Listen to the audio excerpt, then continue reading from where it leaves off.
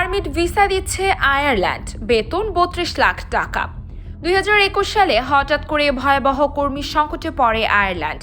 এরপর শিথিল হয় এমপ্লয়মেন্ট পারমিট, যার ফলে ২০২২ সালে ৪০,০০০ ওয়ার্ক পারমিটের অনুমোদন দেয় Irish department of enterprise, trade and employment. এর মধ্যে স্কিল এমপ্লয়মেন্ট পারমিট ও সাধারণ কর্মসংস্থান পারমিট অন্যতম। আর এই ভিসায় সর্বনিম্ন বেতন রাখা হয়েছে বছরে ৩০,০০০ ইউরো, যা বাংলাদেশি মুদ্রায় প্রায় ৩২ লাখ টাকা।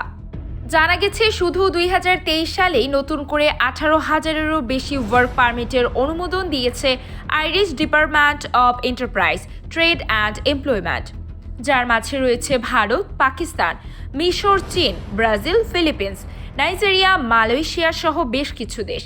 এসেছেন বাংলাদেশের বেশ কয়েকজন কর্মীও, তবে সে সংখ্যা খুবই কম। সঠিক নিয়ম মেনে আবেদন না করায় পিছিয়ে আছে বাংলাদেশিরা। আয়ারল্যান্ডের কারিগরি শিল্পের সঙ্গে জড়িত বাংলাদেশি ব্যবসায়ীরাও দেশ থেকে এনেছেন বেশ কয়েকজন দক্ষ কর্মী। স্বাস্থ্য বিভাগ ও তথ্য প্রযুক্তি খাতেও অনেক বাংলাদেশি ভিসা পেতে পারেন বলে মনে করছেন সংশ্লিষ্ট খাতে কর্মরতরা। স্থানীয় প্রবাসী বাংলাদেশি ব্যবসায়ীরা জানান, বর্তমান সময়ে আয়ারল্যান্ডে ওয়ার্ক ভিসার প্রচুর সুযোগ রয়েছে, তবে আবেদনের পূর্বে প্রফেশন অনুযায়ী দক্ষ হয়ে আসার অনুরোধ জানান তারা। স্বাস্থ্য ও তথ্য প্রযুক্তি খাতে অনেক বাংলাদেশি ভিসা পেতে পারেন বলে জানিয়েছে সংশ্লিষ্ট বিভাগ। স্থানীয় বাংলাদেশিরা বলেছেন, আইরিশ সরকার নার্স ও আইটি বিভাগের সংকট মেটাতে প্রচুর কর্মী নিচ্ছে, যা এখনও চলমান আছে। তাই দক্ষ হয়ে আসতে পারলে দেশটিতে ভালো কিছু করার সুযোগ আছে বলে মনে করেন তারা। আয়ারল্যান্ডে ওয়ার্ক পারমিট ও ওয়ার্ক ভিসা আলাদা। প্রথমে আবেদন করতে হয় ওয়ার্ক পারমিটের, পরে ওয়ার্ক ভিসার। স্বল্প ও দীর্ঘ উভয় মেয়াদের জন্য দেয়া হয় এই ভিসা।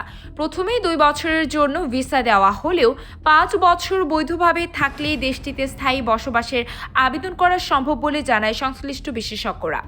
তবে আয়ারল্যান্ড এমন একটি দেশ যার অর্থনৈতিক পরিস্থিতির আন্দাজ পেতে হলে চিরকালই নজর রাখতে হয় দেশান্তরীর সংখ্যাটির দিকে। খেয়াল রাখবেন, অভিবাসী নয়, দেশান্তরী। ১৯বিংশ শতকের গোড়ায় মন্বন্তরের সময় আয়ারল্যান্ড ছেড়ে দেশত্যাগী হয়েছিলেন ৫ লাখ মানুষ। আবার দ্বিতীয় বিশ্বযুদ্ধের পর ৫০-এর দশকেও প্রায় ২.৫ লাখ আইরিশ দেশ ছাড়েন। কিন্তু আজ যারা আয়ারল্যান্ড ছাড়ছেন তারা চাকরি ছেড়েও বিদেশে যাচ্ছেন, শুধু বেকারত্ব থেকে পালিয়ে কাজের সন্ধানে নয়। তার একটা কারণ হলো, বিশেষ করে চিকিৎসকদের ক্ষেত্রে কাজের মাত্রাধিক সময় এবং কষ্টদায়ক পরিবেশ। হাসপাতালে কনসালটেন্ট পাওয়া যেমন শক্ত, তেমন জুনিয়র ডাক্তারদের একটানা ৩১ ঘন্টা ডিউটি করার দৃষ্টান্তও আছে।